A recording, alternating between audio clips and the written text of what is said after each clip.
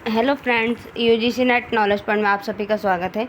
आज हम कर रहे हैं UGC net paper 2 public administration के चैप्टर वाइज, जो है अरिहंत पब्लिकेशन की बुक में से चैप्टर 21 यूनिट 7 सामाजिक कल्याण प्रशासन। आइए स्टार्ट करते हैं। चैनल पर नए हैं तो चैनल को जरूर सब्सक्राइब करें, लाइक एंड शेयर करें। अध्याय 21 चैप्टर 21 इकाई 7 सामाजिक कल्याण प्रशासन। सामाजिक कल्याण प्रशासन सोशल वेलफेयर एडमिनिस्ट्रेशन। भारत एक कल्याणकारी राज्य है जिसका उद्देश्य भारत में समाजवादी समाज की स्थापना करना, जिससे कि देश के विकास में समाज के सभी वर्गों की सहभागिता को सुनिश्चित किया जा सके। सामाजिक कल्याण की अवधारणा है कॉन्सेप्ट ऑफ सोशल वेलफेयर।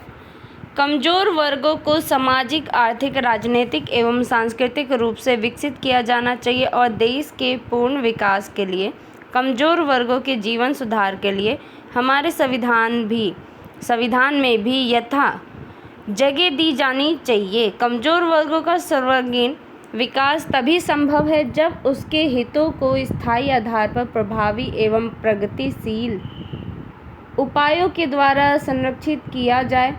कल्याणकारी कानूनों में कानून विनियमन, रोजगार, शिक्षा, आवास, सामाजिक सहायता, स्वास्थ्य देखभाल, सामाजिक बीमा और जनसंख्या नीति के क्षेत्र में योजना बनाना है। एक देश की मुख्य ताकत उसके लोग हैं और मानव संसाधन हमें एक शक्ति राष्ट्र बनाते हैं। लोगों का कल्याण अति महत्वपूर्ण है। भारत सरकार ने पिछड़े वर्गों, अनुसूचित जाति, अनुसूचित जनजातियों एवं अल्पसंख्यकों के लिए कल्याणकारी योजनाओं का प्रावधान किया है। इसके साथ ही विकलांगों के लिए अलग योजनाओं का प्रावधान है। सामाजिक कल्याण प्रशासन की परिभाषा से संबंधित मुद्दे। सामाजिक कल्याण प्रशासन की परिभाषा से संबंधित मुद्दे निम्नलिखित कौन कौन सी हैं? फर्स्ट है समाज कल्याण, समाज सेवा। क्या है? समाज सेवा। असहायों की सहायता करना ही समाज सेवा है, जो कि व्यक्ति या समूह द्वारा किसी अन्य व्यक्ति या समाज के लिए सेवा करने की इच्छा से प्रेरित होती है। सेकंड है समाज कल्याण सेवाएं। पिछड़े व कमजोर वर्ग को समाज की मुख्य धारा में लाने के लिए सरकारी व गैर सरकारी एवं व्यक्तियों के एक समूह प्रदान की जाने वाली सेवाएं होती हैं। थर्ड है सामाजिक सुरक्षा। किसी व्यक्ति या व्यक्ति समूह अथवा समाज को आर्थिक व जोखिम भरे कार्यों में सामाजिक व आर्थिक रूप से सुरक्षा एवं सहायता प्रदान करता है। फोर्थ पॉइंट है समाज कल्याण। समाज कल्याण एक संगठित प्रणाली है जो सामाजिक संस्थानों, व्यक्तियों के समूहों के माध्यम से कमजोर वर्गों के लिए कल्याणकारी सेवाएं प्रदान करती है। सामाजिक न्याय, सोशल जस्टिस।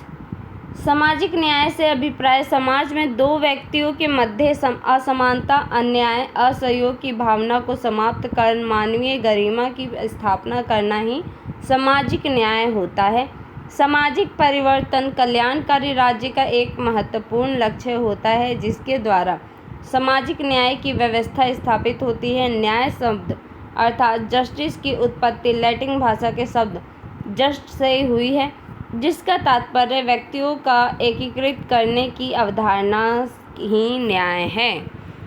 प्लेटो के अनुसार सामाजिक न्याय प्रत्येक व्यक्ति द्वारा उस कर्तव्य का पालन है जो उसके प्राकृतिक गुणों और सामाजिक स्थिति के अनुकूल हो तथा नागरिक को अपने धर्म की चेतना तथा सार्वजनिक जीवन में उसको अभिव्यंजना ही राज्य का न्याय है। बार्कर के अनुसार न्याय की व्यवस्था का संबंध व्यक्तियों व उनके बीच अधिकारों के वितरण का नियमन करने वाले सिद्धांतों से है। न्याय को हम विभिन्न रूपों में देख सकते हैं। कौन कौन से? सामाजिक न्याय, प्राकृतिक न्याय, राजनीतिक न्याय, कानूनी न्याय, नैतिक न्याय, आर्थिक न्याय। कौन कौन से न्याय है? सामाजिक न्याय, प्राकृतिक न्याय, राजनीतिक न्याय, कानूनी न्याय, नैतिक न्याय और आर्थिक न्याय। अर्नेस्ट बार्कर के अनुसार सामाजिक न्याय की परिभाषा उस समाज के सिद्धांत के रूप में दी जाती है जिसमें उत्पादक, सैनिक एवं शासक विभिन्न प्रकार के लोग रह सकते हैं जो पारस्परिक अपनी जरूरतों की भावना से बंधे होते हैं तथा एक समाज में ही दूसरों से भिन्न होकर अपने कार्यों में लगे रहते हैं। सामाजिक परिवर्तन की अवधारणा सामाजिक संबंधों के स्थापित स्वरूपों, संरचनाओं, सामाजिक मूल्यों या उपव्यवस्थाओं में परिवर्तन ही सामाजिक परिवर्तन कहलाता है। परिवर्तन प्रकृति का नियम है, चूँकि समाज की उसी प्रकृति का एक अंग है। किसी भी ऐसे समाज की कल्पना नहीं की जा सकती जो पूर्ण रूप से स्थिर हो या जिसमें परिवर्तन ना हो। समाज में अधिकतर परिवर्तन आंशिक रूप से ही होता है। जिस प्रकार परीक्षण प्रणाली में परिवर्तन आंशिक माना जाता है, उसी प्रकार कम उम्र में बच्चों से काम लेने से दंड का प्रावधान, विवाह विच्छेद की वैधानिक अनुमति, अल्प आयु में विवाह रोक संबंधित विधान इत्यादि समाज में आंशिक परिवर्तन कहा जा सकता है। कठिनाइयाँ तो समाज के समग्र परिवर्तन या सामाजिक व्यवस्था में परिवर्तन को पहचानने में होती है। यदि हम ये कहें कि समाज में आंशिक परिवर्तन नहीं बल्कि प्रत्येक पक्ष में परिवर्तन हो गया तो इसको समग्र परिवर्तन कहेंगे, लेकिन ऐसा नहीं होता ही नहीं है। योगेंद्र सिंह के अनुसार भारत में सामाजिक परिवर्तन का तात्पर्य अनिवार्य रूप से लघु परंपरा, महान परंपरा और सामाजिक संरचनाओं यानी राजनीतिक एवं आर्थिक संस्थाओं में होने वाले परिवर्तन से है। दूसरे शब्दों में सामाजिक परिवर्तन वह है जो संस्कृति और सामाजिक संरचना में देखने को मिलता है। वही क्या है? सामाजिक परिवर्तन।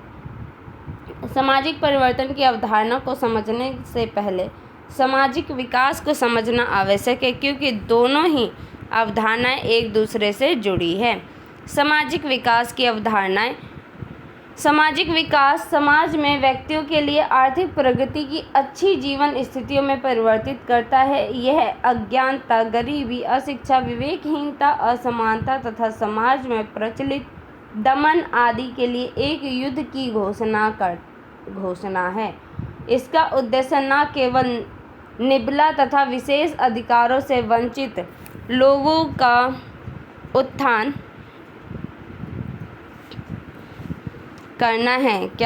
इसका उद्देश्य न केवल निर्बलों तथा विशेष अधिकारों से वंचित लोगों का उत्थान करना है, बल्कि सभी लोगों के जीवन की स्थितियों में सुधार करना है। सामाजिक विकास एक ओर तो सामाजिक नीतियों और कार्यक्रमों के बीच अच्छा तालमेल स्थापित करता है, वहीं दूसरी ओर मानव आवश्यकताएं और आकांक्षाओं की पूर्ति करता है। सामाजिक विकास में सभी नागरिक अपने समाज निर्माण में भागीदार हैं और लोगों का यह विशेष अधिकार है कि सामान्य प्रयत्नों से भागीदारी के लाभों का वह भी लाभ उठाएं। सामाजिक विकास को डिजाइन करने की विधि। सामाजिक विकास को डिजाइन करने की विधि निम्नलिखित है। फर्स्ट है उद्देश्य निश्चित करना तथा वरीयता एवं रणनीतियाँ तैयार करना, अर्थात नीति नियोजन बनाना। सेकंड है कार्यक्रम बनाना अथवा संसाधनों को जुटाना। थर्ड है क्रियान्वयन करना, अर्थात निर्णय लेने की प्रक्रिया में जनता की भागीदारी। फोर्थ पॉइंट है संगठन, अर्थात लोगों की सेवारत और संसाधनों से लाभ प्राप्त करने तथा आवश्यकता पड़ने पर व्यवस्था को बदलने के लिए तैयार करना। फिफ्थ पॉइंट है मूल्यांकन, अर्थात उद्देश्यों एवं क्रियान्वयन के बीच की दूरी को मापना तथा भविष्य की योजना के लिए पुष्टि प्रदान करना। सामाजिक परिवर्तन के उपागम।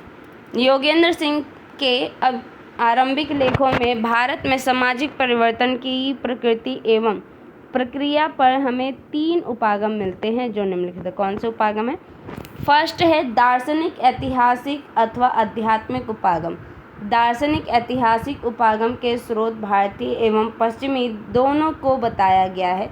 भारतीय दर्शन और धर्म ने परिवर्तन के दार्शनिक सिद्धांत का प्रतिपादन किया। इसकी विशेषता ये थी कि समाज में सतयुग, कलयुग, द्वापर, त्रेता का प्रलय विलय यानी काल चक्र जो समय समय पर धर्म, कर्म और मोक्ष में विश्वास करता था, एक समय ऐसा था कि इस सिद्धांत पर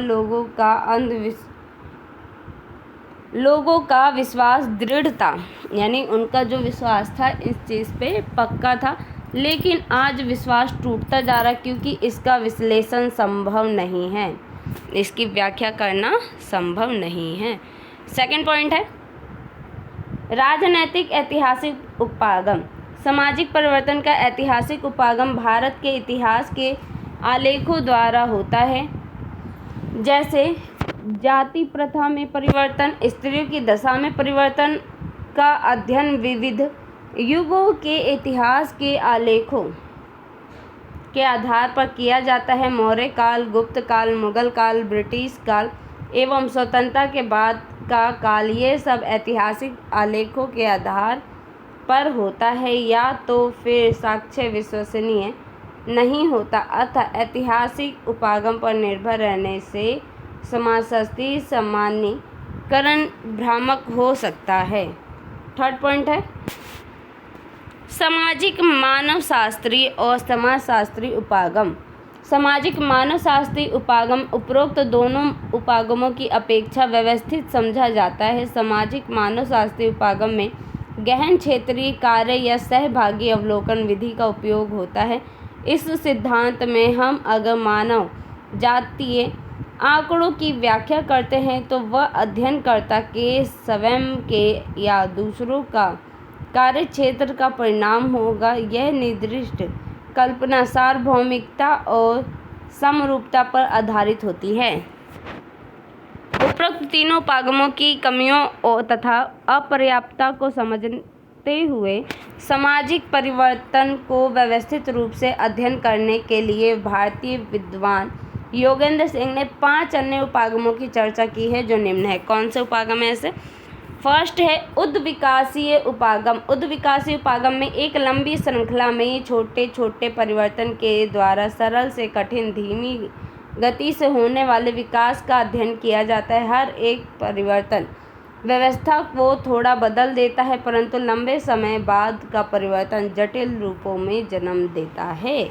सेकंड पॉइंट है संघर्ष उपागम। संघर्ष उपागम के अनुसार आर्थिक परिवर्तन समाज के समूहों तथा व्यवस्था के विविध अंगों के बीच गहन संघर्षों के समाज से दूसरे परिवर्तन को समाज देता है। क्या कह रहे हैं? दूसरे परिवर्तन को जन्म देता है। इसके पीछे तर्क यह रहता है कि यदि समाज में सभी का मत एक हो, विविध खंडों में एकीकरण हो, तो परिवर्तन के लिए बहुत कम दबाव रहेगा। थर्ड पॉइंट है सांस्कृतिक उपागम। सांस्कृतिक उपागम में समाज के बदलते हुए सांस्कृतिक तत्वों का विश्लेषण करके परिवर्तन का अध्ययन किया जाता है। इसी उपागम के अंतर्गत M.A. श्रीनिवासन ने संस्कृतिकरण एवं पश्चिमीकरण की प्रक्रिया के माध्यम से परिवर्तन की अवधारणा, परिवर्तन का अध्ययन किया है। फोर्थ पॉइंट है संरचनात्मक उपागम। संरचनात्मक उपागम सामाजिक संबंधों के जाल तथा संरचना में परिवर्तन का अध्ययन करता है, जैसे नातेदारी, प्रशासनिक संरचना, जाति आदि। इन सामाजिक संरचनाओं एवं संबंधों की तुलना में सांस्कृतिक दृष्टि के परे तथा अंत सांस्कृतिक दृष्टि से भी की जाती है। फिफ्थ पॉइंट है एकीकृत उपागम। योगेंद्र सिंह का मानना है कि उपरोक्त कोई भी उपागम भारत में सामाजिक परिवर्तन का परिप्रेक्ष्य व्यापक रूप से नहीं प्रस्तुत करता, अतः उन्होंने सामाजिक परिवर्तन से संबंधित विभिन्न विचारों को मिलाकर एक नए उपागम का निर्माण किया, जिसको उन्होंने एकीकृत उपागम कहा है। एकीकृत उपागम में उन्होंने क्या बताया है? फर्स्ट है परिवर्तन की दशा यानी कि चक्रीय एवं एक रेखीय। सेकंड है परिवर्तन का संदर्भ यानी कि लघु या बृहद संरचनात्मक स्तर के द्वारा। थर्ड है परिवर्तित होने वाली घटना का सारभूत क्षेत्र यानी कि सांस्कृतिक या सामाजिक संरचना आदि को मिला दिया। सब भारत में सामाजिक परिवर्तन के लक्ष्य। राजनीतिक स्वतंत्रता के बाद भारत के अनेक बुद्धिजीवियों ने अनुभव किया कि भारत आधुनिकीकरण के क्षेत्र में पीछे रह गया है, क्योंकि पूंजीवादी साम्राज्यवाद का शिकार हो रहा है। पूंजीवादी किसका हो रहा है? साम्राज्यवाद का शिकार हो रहा है। संरचनात्मक परिवर्तन के उद्देश्य से सामाजिक संस्कृति परिवर्तन जिसको हमने 65 वर्ष पूर्व प्रारंभ किया था तथा भविष्य के लिए हमने उद्देश्य बनाया, इससे लोगों की आकांक्षाओं और आवश्यकताओं की पूर्ति से सहयोग प्राप्त होगा। भारत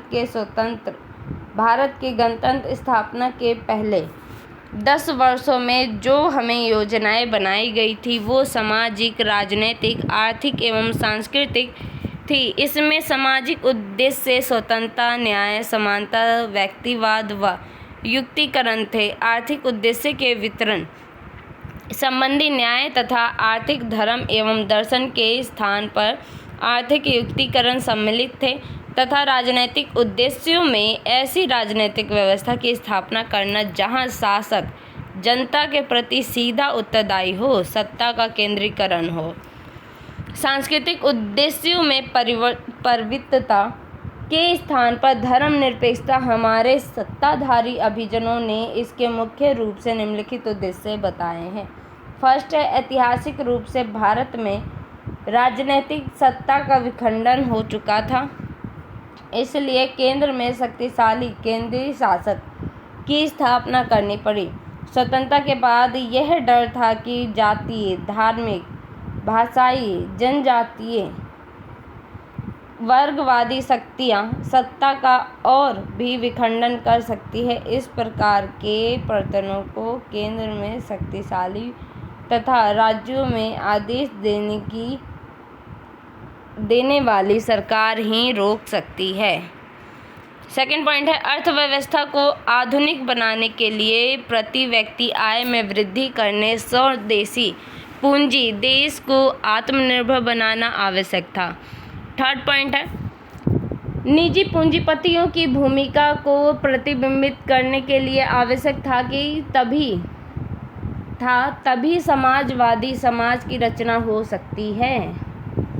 फोर्थ पॉइंट है वर्गों, जातियों तथा क्षेत्रों में समानता लाना। और फिफ्थ पॉइंट है मूलभूत मानव अधिकार को संरक्षण देना, जैसे स्वतंत्रता, धर्म अभिव्यक्ति का अधिकार, स्वतंत्र भाषण का अधिकार तथा राजनीतिक भागीदारी का अधिकार आदि। नियोजन तथा सामाजिक परिवर्तन। Planning and social change. किसी निश्चित क्रिया के प्रति बद्धता नियोजन कहलाती है। क्या कहलाती है? किसी निश्चित क्रिया के प्रति बद्धता क्या कहलाती है? नियोजन कहलाती है। यह सामाजिक संस्थाओं का आर्थिक, राजनीतिक और नवीन सामाजिक स्थितियों में समायोजन है। क्या कह रहे हैं? किसी निश्चित क्रिया के प्रति प्रतिबद्धता नियोजन कहलाती है। क्या? किसी निश्चित क्रिया के प्रति प्रतिबद्धता क्या कहलाती है? नियोजन कहलाती है। यह सामाजिक संस्थाओं और आर्थिक, राजनीतिक और नवीन सामाजिक स्थितियों में समायोजन है। नियोजन तक संगता ही यह आवश्यक नहीं है, क्योंकि यह हमेशा विश्वसनीय वैज्ञानिक सूचनाओं पर आधारित नहीं होता।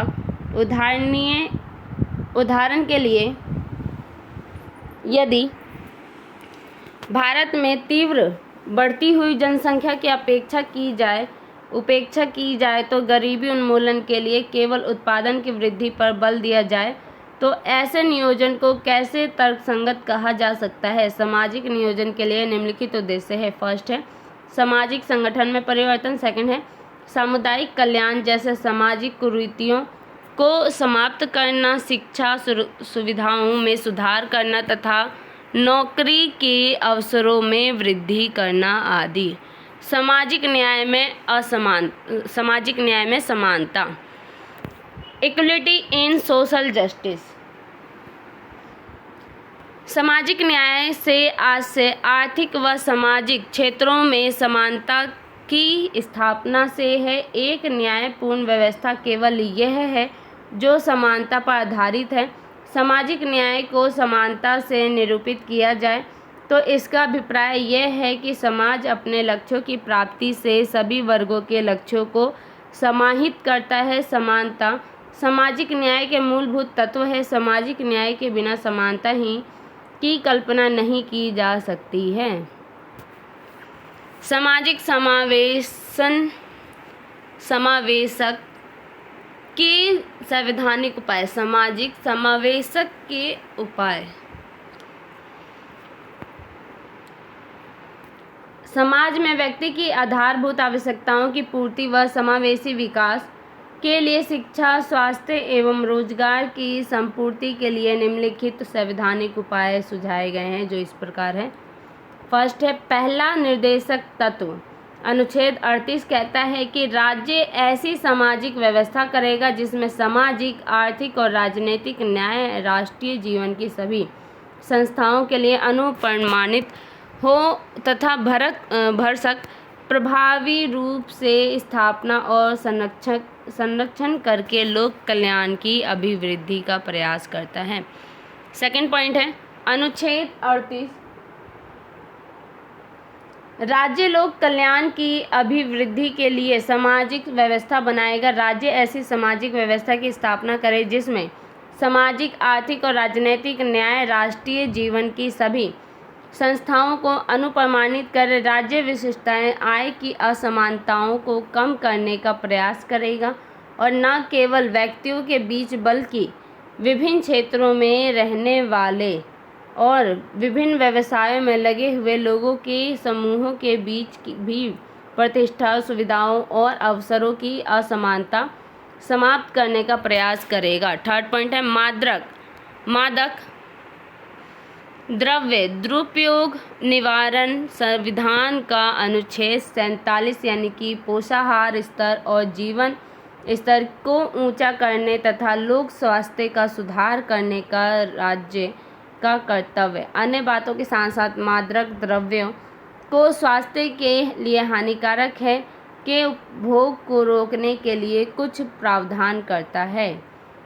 थर्ड पॉइंट है, अनुच्छेद 16 अनुसूचित जाति के लिए शैक्षणिक संस्थाओं में प्रवेश में आरक्षण तथा सार्वजनिक रोजगार में आरक्षण प्रदान करते हैं। धर्म, मूल वंश, जाति, लिंग या जन्म स्थान के आधार पर विभेद का निषेध, लोक नियोजन के आधार के विषय में अवसर समानता। फोर्थ पॉइंट है, पोषाहार स्तर और जीवन स्तर को ऊंचा करने तथा लोक स्वास्थ्य का सुधार करने का राज्य का कर्तव्य। अनुच्छेद 47 राज्य अपने लोगों के पोषाहार स्तर और जीवन स्तर को ऊंचा करने तथा लोक स्वास्थ्य के सुधार को अपने प्राथमिक कर्तव्य में मानेगा और राज्य विशिष्ट मादक पेयों और स्वास्थ्य के लिए हानिकारक औषधीय परियोजनाओं से भिन्न है उपभोग का प्रतिषेध करने का प्रयास करेगा। फिफ्थ पॉइंट है, राज्य अपनी आर्थिक सामर्थ्य और विकास की सीमाओं के आदर का काम पाने के, शिक्षा पाने के और बेकारी, बुढ़ापा, बीमारी और निःशक्तता तथा अन्य अनहर अभाव भी दशाओं में लोक सहायता पाने के लिए अधिकार को प्राप्त कराने का प्रभावी उपबंध करेगा। अनुसूचित जाति, अनुसूचित जनजाति और अन्य दुर्बल वर्गों के लिए शिक्षा और अर्थ संबंधी हितों की अभिवृद्धि। अनुच्छेद 46 राज्य जनता के दुर्लभ वर्गों के विशिष्ट अनुसूचित जातियों और अनुसूचित जनजातियों में शिक्षा और अर्थ संबंधी हितों की विशेष सावधानी से अभिवृद्धि करेगा और सामाजिक अन्याय और सभी प्रकार के शोषण से उनकी संरक्षा करेगा। आरक्षण की अवधारणा, कॉन्सेप्ट ऑफ रिजर्वेशन।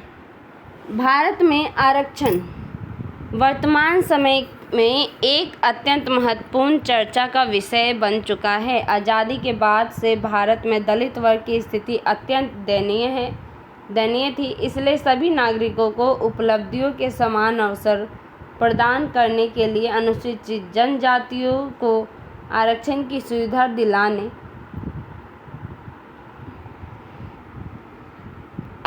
की सुविधा प्रदान की गई है एवं संवैधानिक प्रावधानों के अनुसार कमजोर आर्थिक रूप से पिछड़े दलित, अनुसूचित जातियों और जनजातियों के लिए आरक्षण का प्रावधान किया गया है। सरकारी सेवाओं और संस्थाओं में पर्याप्त प्रतिनिधित्व न रखने वाले पिछड़े समुदायों तथा अनुसूचित जातियों जनजातियों से सामाजिक और शैक्षिक पिछड़ेपन को दूर करने के लिए सरकार ने अब सार्वजनिक तथा सरकारी इकाइयों में तथा भाषाई तथा धार्मिक अल्पसंख्यक शैक्षिक संस्थानों को छोड़कर सभी सार्वजनिक तथा निजी शैक्षिक संस्थानों में पदों तथा सीटों के प्रतिशत को आरक्षित करने की प्रणाली शुरू की गई, जिसे संसद के माध्यम से विस्तारित किया गया, जैसे उच्च न्यायालय, सुप्रीम हाई कोर्ट,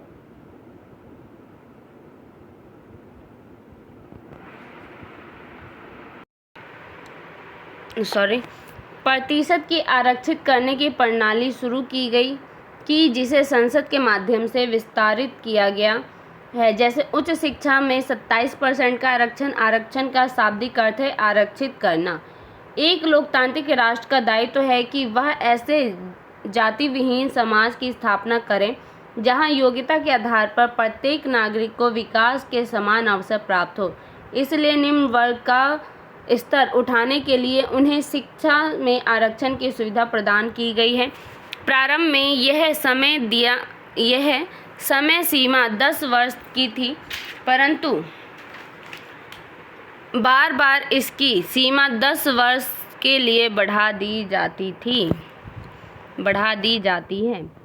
संवैधानिक प्रावधान, अनुच्छेद 14 विधि के समक्ष अर्थात किसी भी व्यक्ति को कानून के समक्ष समानता या भारत के राज्य क्षेत्र के अंदर कानून के समान संरक्षण के लिए राज्य इनकार नहीं करेगा। अनुच्छेद 15 धर्म, मूल वंश, जाति, लिंग या जन्म स्थान के आधार पर विभेद का प्रतिषेध। अनुच्छेद 16 नियम नियोजन के विषय में अवसर की समानता। आरक्षण के सकारात्मक पहलू।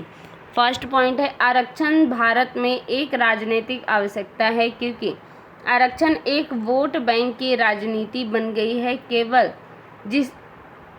गई है जिसके फलस्वरूप राजनीतिक दल सत्ता में आते ही आरक्षण को बढ़ावा प्रदान कर देते हैं।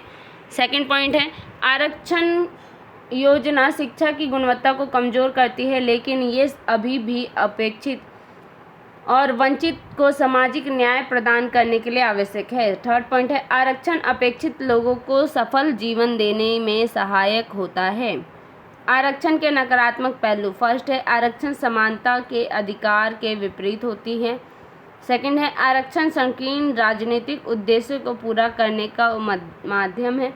थर्ड पॉइंट है, आरक्षण देने से पहले पूरी योजना की जांच होनी चाहिए। फोर्थ पॉइंट है, आरक्षण का फायदा जरूरतमंदों को न मिलकर समृद्धों को मिल रहा है। आरक्षण के अन्य पहलू। फर्स्ट है, सामान्य वर्ग में आक्रोश एवं निराशा। सेकंड है, बेरोजगारी और अनैतिकता कार्यों में वृद्धि। थर्ड है, जातिवाद को बढ़ावा मिलना। फोर्थ है, योग्यता का गौण हो जाना। फिफ्थ है, भेदभाव से पूर्ण वातावरण। आरक्षण के प्रकार।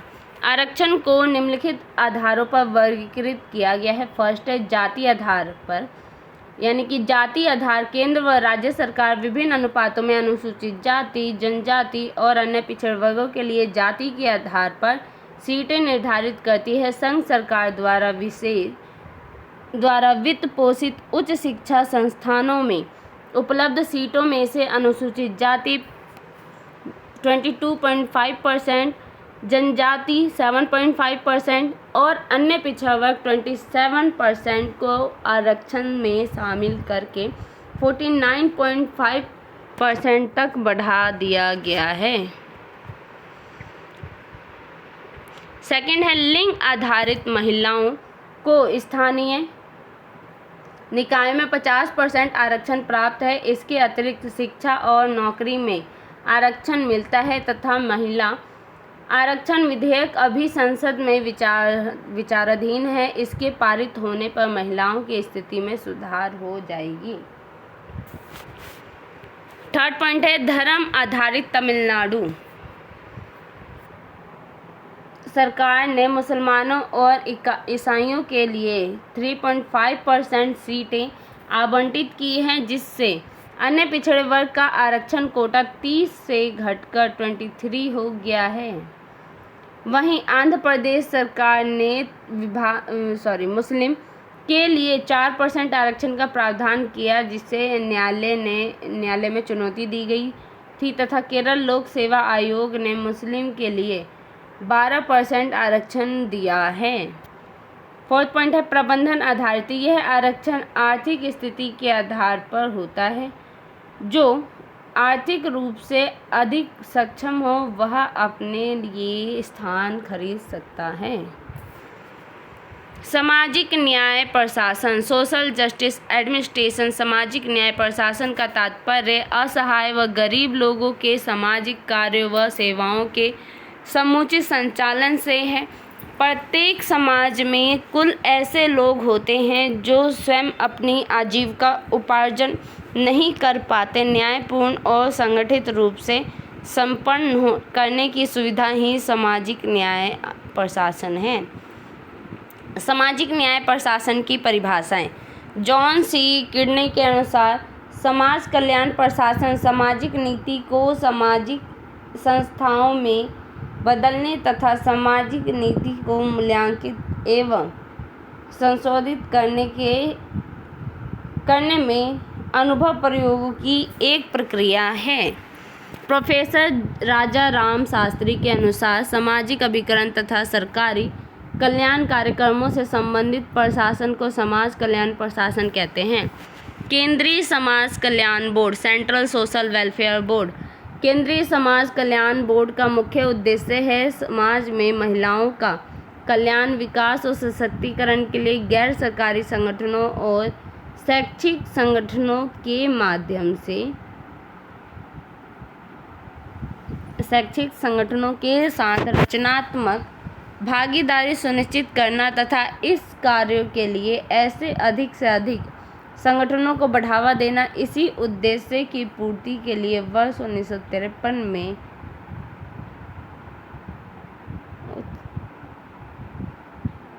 बोर्ड की स्थापना की गई थी। केंद्रीय समाज कल्याण बोर्ड विभिन्न कार्यक्रमों के अंतर्गत गैर सरकारी स्वैच्छिक संगठनों को सहायता उपलब्ध कराता है ताकि वो महिलाओं में शिक्षा, प्रशिक्षण, आश्रय, परामर्श सेवा तथा सहायक सेवाएं उपलब्ध कराकर समाज में उनकी स्थिति को सुदृढ़ बना सके और उन्हें सशक्त कर सके। संगठनात्मक ढांचा। इस बोर्ड में एक अध्यक्ष, 56 निकाय सदस्य तथा 16 कार्यकारी सदस्य होते हैं। पहला होता है अध्यक्ष, दूसरा होता है राज्य कल्याण बोर्ड के सभी अध्यक्ष, 33 अध्यक्ष होते हैं। थर्ड होता है संसद के सदस्य, लोकसभा में 2 और राज्यसभा में 1। फोर्थ पॉइंट है 5 पेशेवर सदस्य यानी कि विधि, चिकित्सक, सामाजिक कार्य, शैक्षिक, शिक्षक, सामाजिक विकास व पोषण।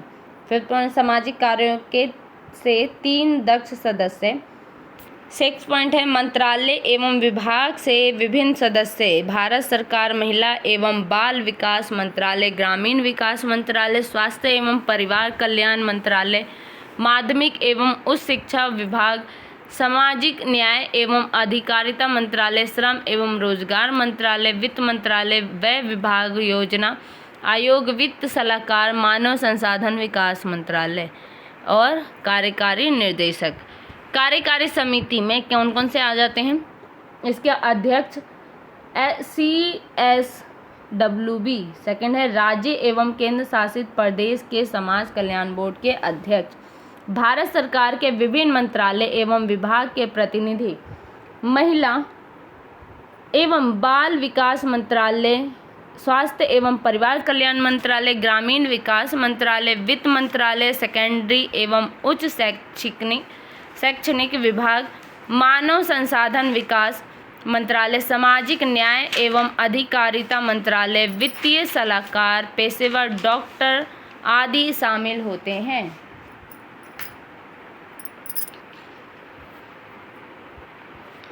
केंद्रीय समाज कल्याण बोर्ड के कार्य। केंद्रीय समाज कल्याण बोर्ड महिलाओं और बच्चों के विकास के तथा कल्याण के लिए स्वैच्छिक प्रयासों की भावना लाने के लिए निम्नलिखित कार्य करता है। कौन सा? फर्स्ट है विकास कार्यक्रमों के क्रियान्वयन हेतु स्वयंसेवी संगठनों को अनुदान एवं सहायता देना। सेकंड है कल्याण विस्तार योजनाएं निर्मित एवं क्रियान्वित करना। थर्ड है कामकाजी महिलाओं के लिए आवासीय हॉस्टलों की व्यवस्था करना। फोर्थ है अवकाश शिविर योजनाओं का संचालन करना। फिफ्थ है प्रदर्शन परियोजना द्वारा बालवाड़ियों चलाना। सिक्स्थ है शहरी गंदी बस्ती झुग्गी झोपड़ियों के बालकों के शारीरिक एवं मानसिक विकास के लिए स्कूल पूर्व परियोजना चलाना। 7 पॉइंट है सीमावर्ती क्षेत्रों में कल्याण विस्तार योजनाएं संचालित करना। 8 पॉइंट है ग्रामीण क्षेत्रों में कल्याण कार्यक्रम के संचालन एवं नियंत्रण हेतु महिला मंडलों की स्थापना करना। और 9 पॉइंट है जरूरतमंद महिलाओं, अनाथों एवं सामाजिक एवं आर्थिक विकास हेतु रोजगार योजनाएं चलाना। बोर्ड का मिशन राष्ट्रीय संगठन के स्तर पर अत्यधिक प्रगतिशील इकाई के रूप में अपनी पहचान बनाने के लिए प्रयास करना तथा महिलाओं एवं बच्चों की सुरक्षा, क्षमता निर्माण और पूर्ण सशक्तिकरण के लिए सुस्पष्ट तथा और सर्वोत्कृष्ट सेवाएं प्रदान करना, महिलाओं एवं बालिकाओं के लिए कानूनी तथा मानव अधिकारों के संबंध में लोगों की जागरूकता बढ़ाना तथा इन्हें प्रभावित करने वाली सामाजिक बुराइयों के विरुद्ध अभियान चलाना। बोर्ड के उद्देश्य वर्तमान में केंद्रीय समाज कल्याण मंडल के मुख्य उद्देश्य निम्नलिखित हैं।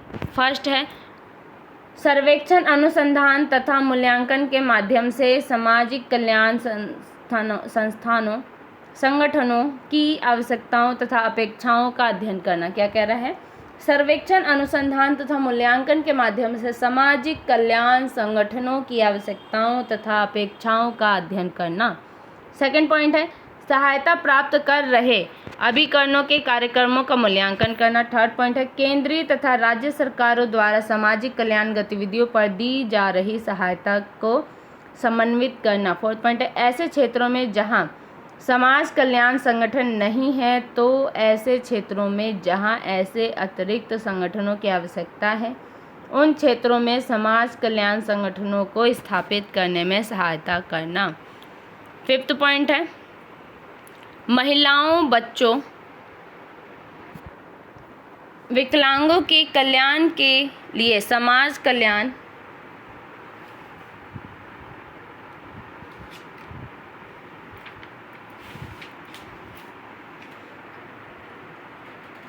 गतिविधियों को बढ़ावा देना तथा बेरोजगारी, अर्ध बेरोजगारी, वृद्धों, रोगियों, असहायों तथा जरूरतमंदों को सहायता प्रदान करना। 6 पॉइंट है